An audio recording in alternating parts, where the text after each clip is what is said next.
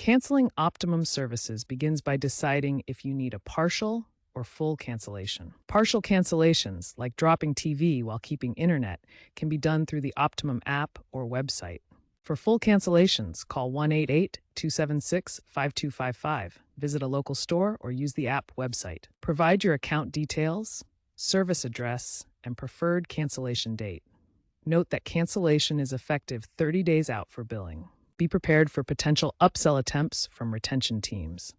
Document all communications, including call recordings or emails, as proof of your request. Canceling at the end of your contract avoids early termination fees. New signups have a cooling off period of up to 14 days in some states. Contact a live agent to handle bundles better. Check for hidden fees like installation charges to prepare for your final bill. When canceling Optimum services, several fees and return policies apply. Early termination fees can reach up to $200 per service line if you cancel before your contract ends.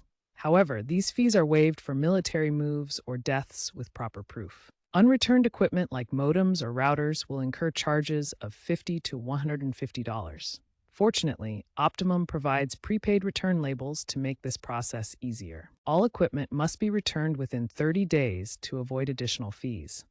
Be aware that damaged items may result in deductions from any refunds. To minimize costs, negotiate fee waivers or discounts on remaining services. If facing high early termination fees, reference similar offers from competitors like Verizon Fios. Stay informed about industry trends like cord cutting, where more households are ditching cable for streaming services. Fee transparency and digital self-service are also evolving to make cancellations easier. Regulatory changes are also important.